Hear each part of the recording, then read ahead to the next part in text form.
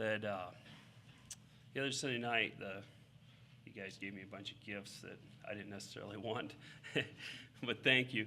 No, that was all. I wanted to thank you for that. But I was really blessed with that, and that was the thing that turned out to be the biggest blessing to me was the children helping me open the gifts and the excitement they had doing that, and that was a lot of fun, and I enjoyed that. So I want to say a special thanks to the children on that, and all of you for the gifts. Let's turn to Esther 7. I've been thinking about, so like a year ago, right at a year ago, I preached a sermon on listening, and don't remember if you remember that or not, but I do remember I asked if you're a good listener, and I don't see Uni right now, but she was the only one that said she was a good listener, and I appreciate that. But I had actually prepared that sermon for at Bible school, and I had tweaked it for here. And after I shared it there at Bible school, some of the boys were talking to me one night during volleyball, and they said, okay, they enjoyed that on listening, but when do you know to speak up? And I said, by listening. But anyhow, and so I've been thinking about that, and then just a few things that have happened lately. When do you speak up? When is it really in your mind to share Christ to somebody? Do you have a time? Do you know when you're going to speak up? Do you listen to the Spirit when he says to speak up? How long do you wait? Are you waiting for the perfect opportunity to speak up? What do you see happening in the church, or where do you see out that it's time to speak up? When do you decide to speak up? Let's read Esther 7. So the king and Haman came to the banquet with Esther the queen, and the king said unto Esther on the second day at the banquet of wine, what is thy petition, Queen Esther? And it shall be granted thee. And what is thy request? And it shall be performed, even to half the kingdom. And Esther the queen answered and said, if I have found favor in the sight, O king, and if it please the king, let my life be given me at my petition, and my people at my request. For we are sold, and I my people to be destroyed, to be slain, and to perish. But if we have been sold for bondmen and bondwomen, I had held my tongue, although the enemy could not countervail the king's damage. Then the king Ahasuerus answered and said unto Esther the queen, who is it he, and where is he that durst presume in the heart to do so? And Esther said, the adversary and the enemy is the wicked Haman. Then Haman was afraid before the king and the queen. And the king arose from the banquet of wine in his wrath and went into the palace garden. And Haman stood up to make a request for his life to Esther the queen, for he saw that there was evil determined against him by the king. Then the king returned out of the palace garden into the place of the banquet of wine, and Haman was fallen unto the bed where Esther was. Then said the king, will he force the queen also before me in the house? And as the word went out of the king's mouth, they covered Haman's face. And Harbonith, one of the chamberlains, said unto the king, behold also the gallows 50 cubits high, which Haman had made for Mordecai, who had spoken good for the king, and standeth in the house of Haman. And the king said, hang him thereon. So they hang Haman on the gallows that were prepared for Mordecai. Then was the king's wrath pacified. So we're just going to kind of go through this. This is nothing new, I don't think, to anybody, but I was blessed by it. You know, Esther had a big problem. Here she was, her people, the Jews, were threatened to totally annihilate them. As the queen, she was probably the only one in a position that could do anything about it. This, what I just read, was the third time the queen asked her what's troubling her, or the king asked the queen what was troubling her. because he asked her when she went before him and invited him to the first banquet, and this was the second banquet, so this was like the third time.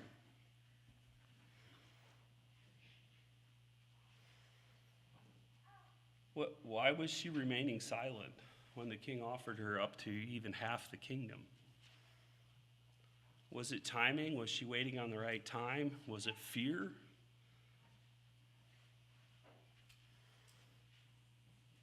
Why did it take the third time?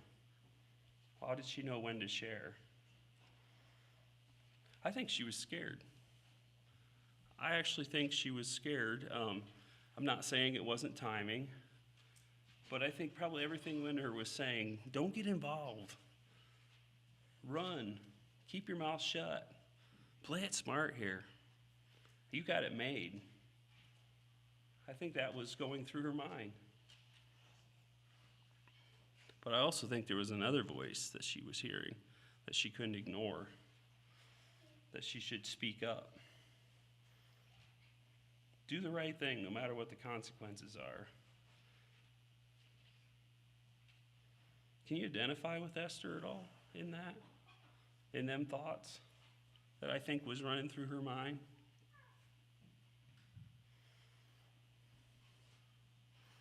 Are you a conflict avoider? Takes multiple times to bring something up?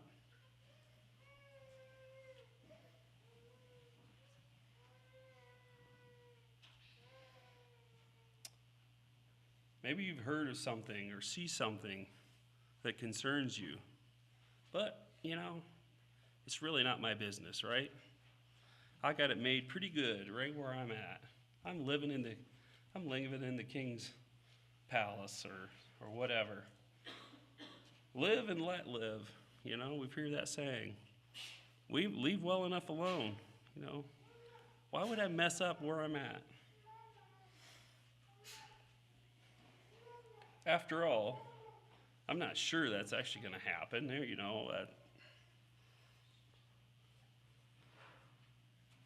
Let's just see how this plays out once. We'll just be silent and let's see what happens. Or you're not waiting, you're waiting for that perfect opportunity to bring something up. But what if that perfect moment never comes?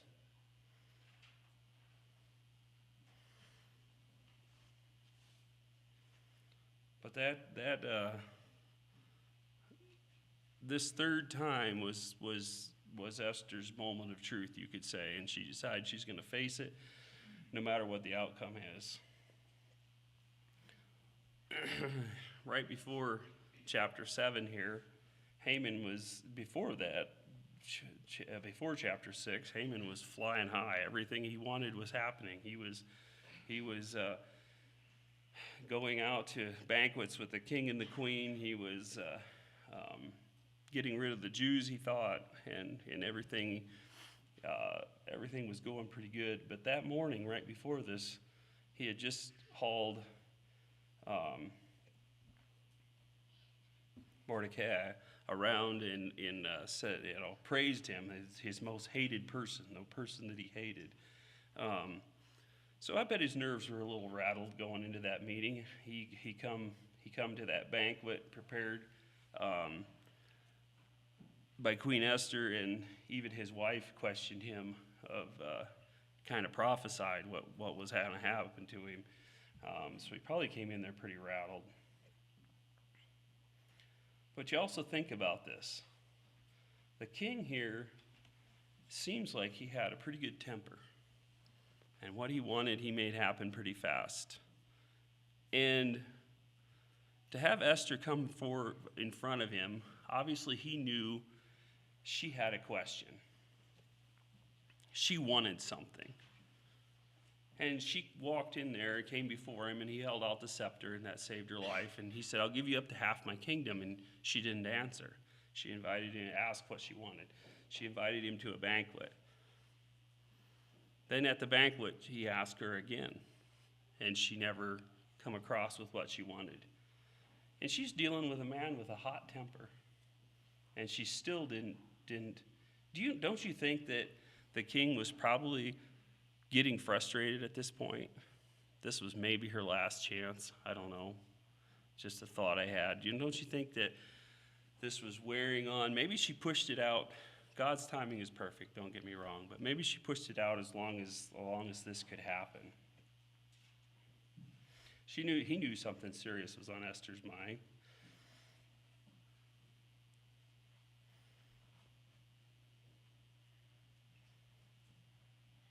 The next thought is, why did Esther invite Haman to the banquet? Why didn't she just have the king there? It doesn't tell us why she invited him to the banquet. But wouldn't it have been easier in our minds to accuse him, tell somebody about him, what he was doing without him being present? Wouldn't it have been easier? Wouldn't she had less to fear if Haman hadn't been there? How did she know how he was going to react, what he was going to do? Here she was in front of the two most powerful men in the country at that time.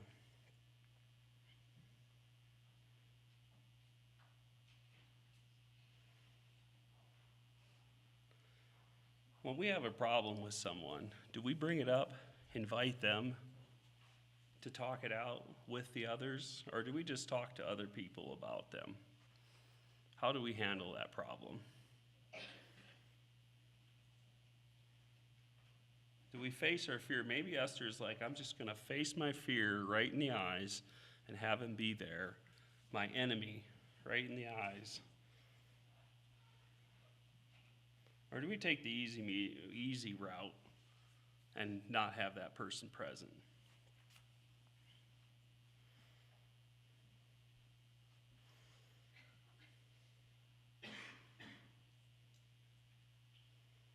I don't think this was at all easy for Esther to do.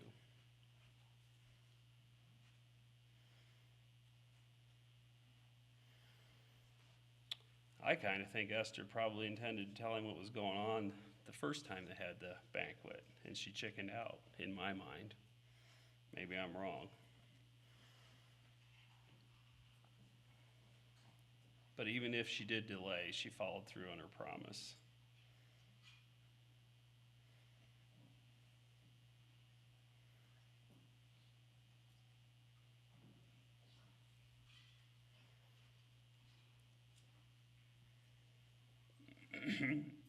She let the king know then here at the third banquet, that this was a desperate situation. This was life or death. And, she said if we'd have been slaves, she'd have let it go. But it wasn't. It was much more than that. So she lays it out.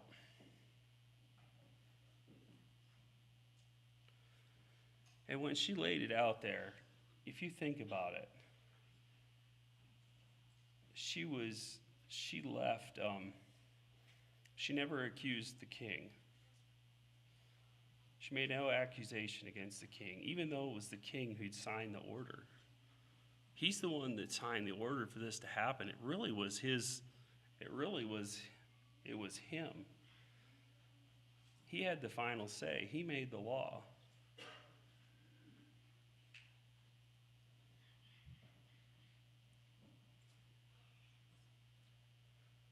How often do we go after the one that's deceived? The person that's deceived and not the evil one that deceived him. I had to think of that. I was like, she didn't go after the king even though he was deceived. She went straight after the deceiver.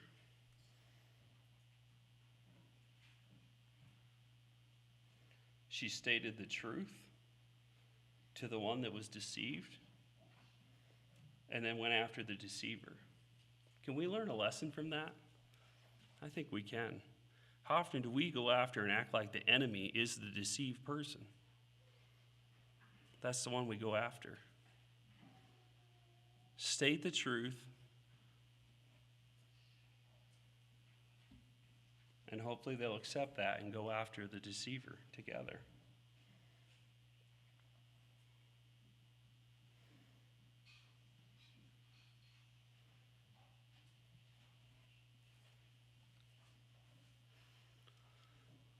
lot of times the person you have a disagreement with is not really the one that created the problem. And you speak up against them instead of speaking up against the enemy.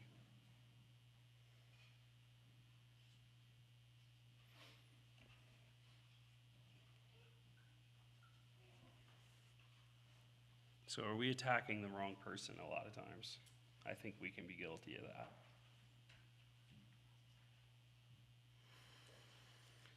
So Esther then, she reveals everything, says what's going to happen, or what is happening.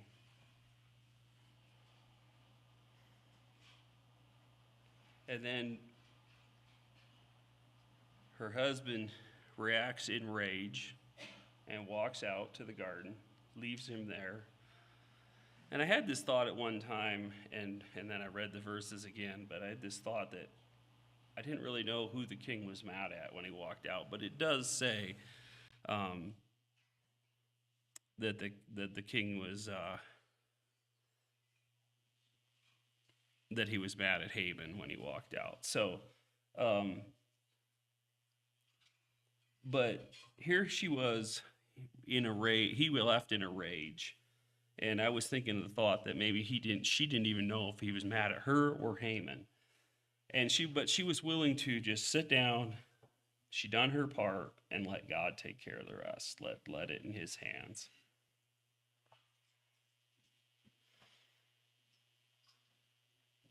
He had such a rage that he had got rid of Vashti just before her. She knew he had she put her life on the line here by bringing out this plan that he had signed.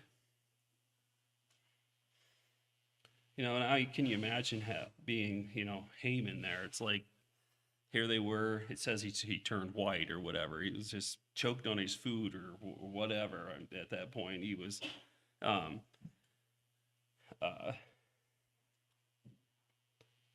he was really scared.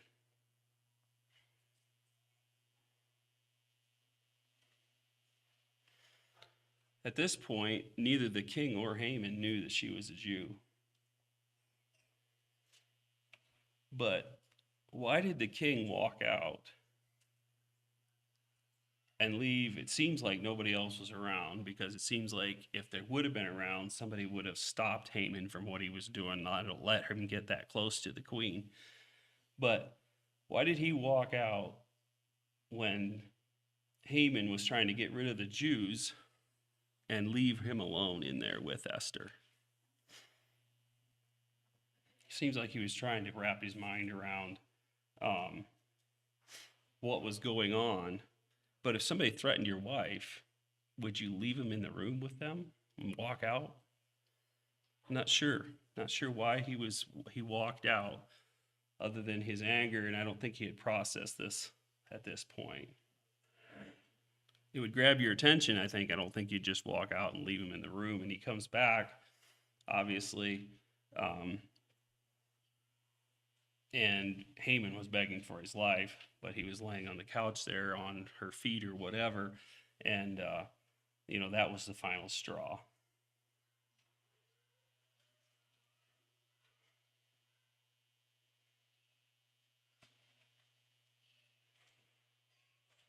You think about this whole story, and a lot of the reason I'm bringing this up is because of God's timing and the right people being at the right place at the right time. And, Mordecai told Esther, maybe you were here, put in there for a time like this. And if you look at Esther, there's so much things of being timing the right people at the right place at the right time. Mordecai was at the right place to overhear the plot against the king's life in chapter 2. Haman happened to be at the wrong place, or whatever you want to call it, at the wrong time, and he ended up having to honor Mordecai. It was carried out there in chapter 6.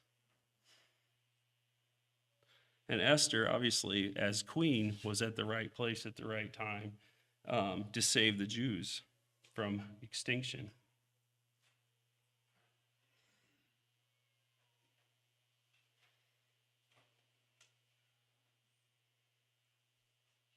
But that's not the only thing that was at the wrong place at the right time, or the right place at the right time. But King walking back in on Haman, he was at the wrong place at the right time, or whatever you want to call it.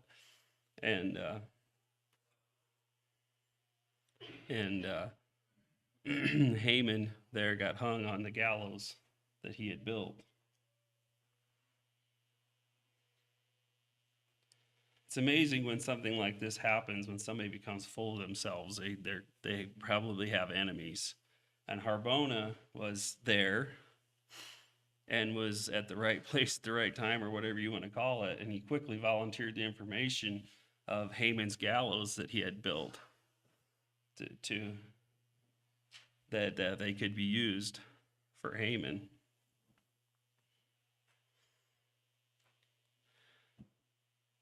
Now, if we go on and talking more about when to speak up. Well, do we fully understand, like Esther did here, that the situation is desperate? There's a lot of desperate situations, people that need help, things that are heading the wrong way, whatever. Do we realize? Do we understand? Do we ever get to a sense that a situation is desperate and it needs help? You know, at first she pushed back on this whole deal. She was her life was on the line. She didn't necessarily want to do it. But then when she realized how desperate the situation was, and without her intervention that her people would die, she was willing to do that. You know, I've talked about the September 11th before, but this one lady's husband was on the 105th floor of Tower 1 when it got hit, and she never heard from him. A lot of people, his body was found in the rubble a week later. He lost his life there. His name was Al. She didn't get a last phone call. She didn't get a last email, a last goodbye, or anything. But later, she kept finding out from other people that were on the top of that tower that there was somebody named Al. And these other people, they sent their last email, their last text, or their last phone call. And a bunch of people talked about Al. And Al was sharing the gospel. And there was 50 co-workers that day, 50 people on that floor that they received emails, phone calls, whatever from, that said, Al shared the gospel with me before. I'll probably never see you again. The building's going on fire, whatever.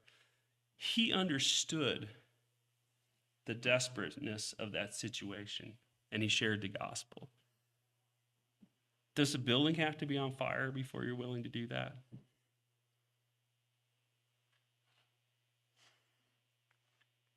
What should your motivation be? Keep Jesus as your motivation. It shouldn't be self. It shouldn't be about myself. It shouldn't be about, we should care about others. Esther cared about the Jews, and she was willing to do something about it. Obviously, the king didn't care about the Jews. He had just signed off that they could get rid of them.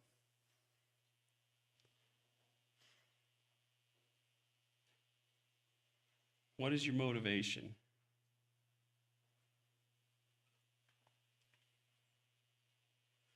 He only came to defense of the Jewish people when he found out his wife was a Jew.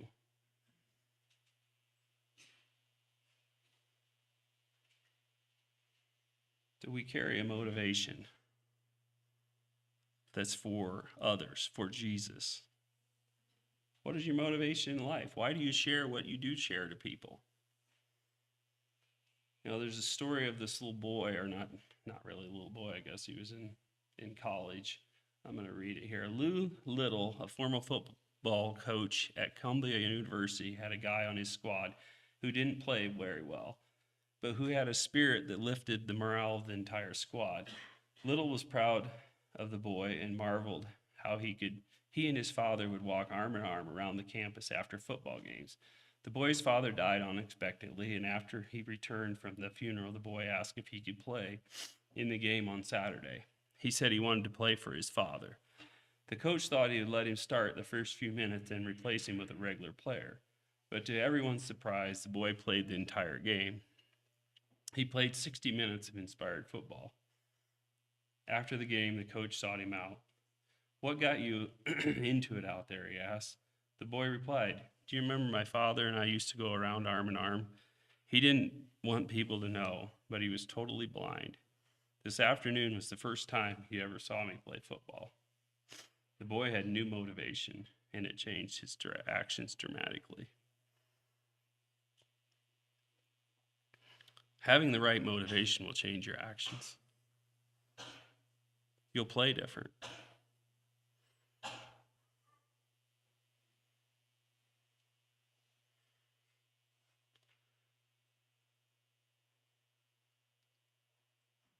If you have to make a decision of whether you should speak up or not, and you have time to think about it, check your motivations on why you're going to speak up. Who are you doing it for? Why are you doing what you're doing? Are you doing it to make yourself look good, or are you doing it to hurt somebody else? Are you doing it because you just can't keep a secret? Are you doing it to make yourself look good or protect yourself? Whether you decide to speak up or be quiet, make sure you have the right motivation.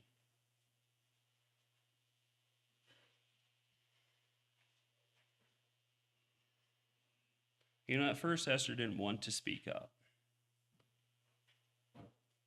I think she thought she had it pretty nice right where she was at. Why put her life on the line? And I think we have it pretty nice right where we're at today, too.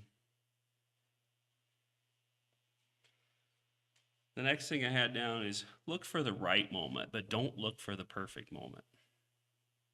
If you wait for the perfect moment, you probably will never have it.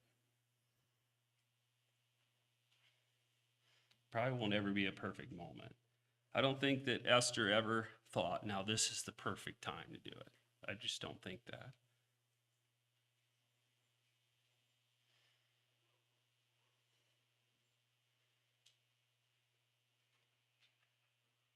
Norman Crates shared a humorous story of a guy who prayed for this prayer every morning. "Lord, if you want me to witness someone today, please give me a sign to show me who it is."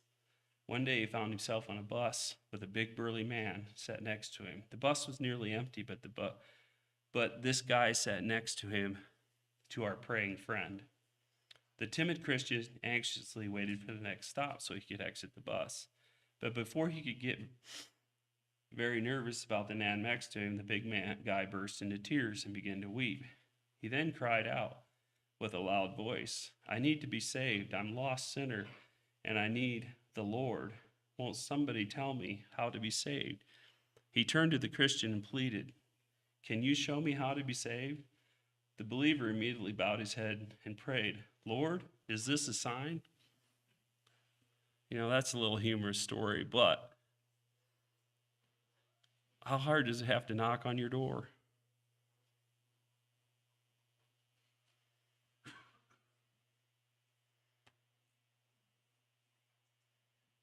The other thing is that I didn't bring out yet.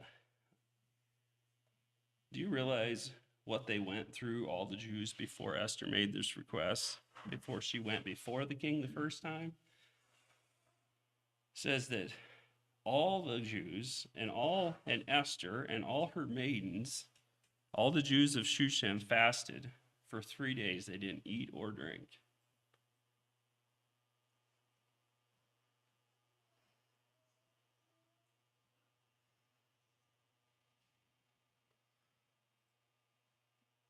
That's pretty powerful right there.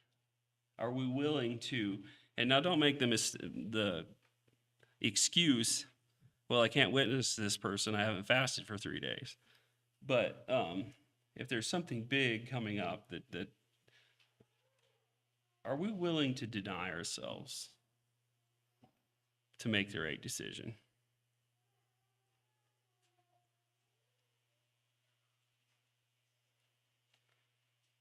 Number 4, refuse to listen to your fears. I think if Esther would have just listened to her fears, she never would have done this.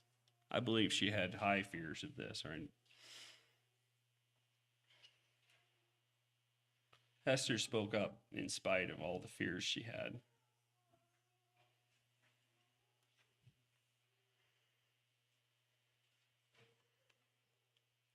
Or are we just trying to say the right thing all the time? So we're fearful that we're going to say something wrong and it won't come out quite right.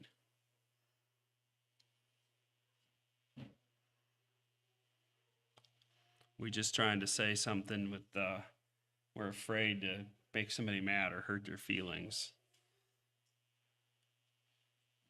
They won't be our friend anymore. Are we trying to say what we think they'd want us to say instead of saying what we know we should say? You know, Stanford Research Institute was studying difference of vocational perceptions. They decided to do this short test. The first to be tested was an engineer. The researcher asked him, "What does 2 plus 2 make?" The engineer simply said, in absolute terms, 4. After making their notes and dismissing him, they called an architect.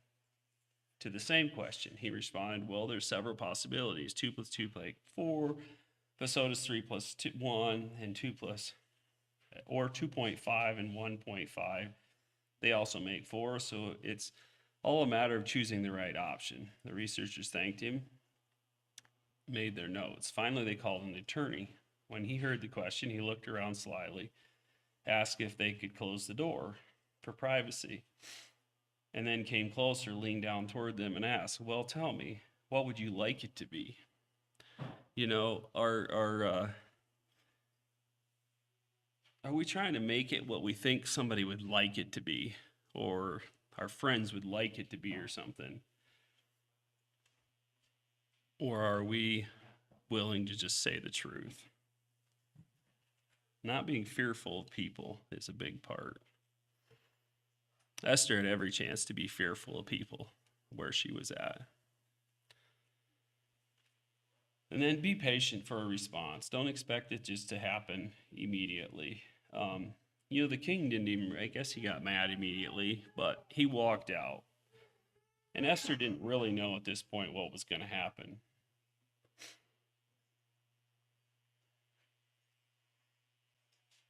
How do you think Esther was feeling at this point? I think she knew she'd done the right thing and she was okay with it, whatever was going to happen.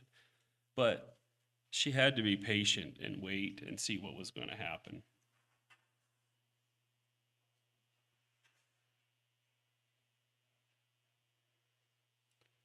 Esther probably was thinking, here I am telling the king one thing, and Haman is telling him something exactly opposite, completely different.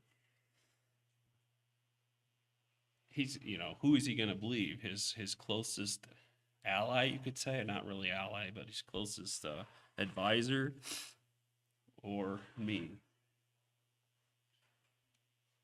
There was two opposing voices there, and the king had to decide which one to believe, which one to follow. So when we share the good news, it's no different. There's going to be two opposing voices, two different forces that people are going to have to choose between. Be patient.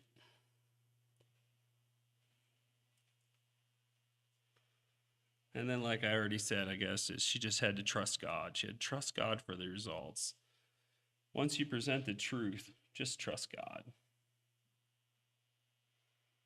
God provided extra evidence there to prove that she was true.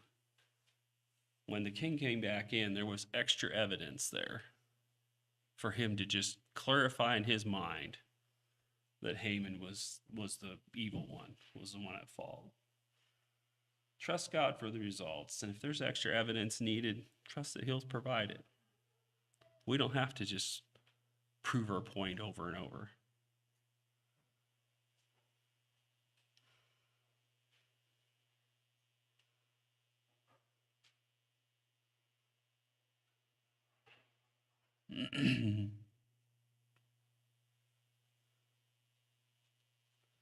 So, the right time and the right place to talk. to someone will be available if you seek it. Let's pray. Lord, we're just thankful again for your word. Thank you for that we can study it and learn. It just comes alive when you put your heart into it, and help us to do that more, Lord, to take the time to do that. Just be with each of us this week. Help us to, and this year, this whole year, help us just to use every opportunity we have and not wait, say we're waiting for the perfect opportunity, but to take the opportunity, Lord, and that we might be bold for you. We just ask this all in your name. Amen.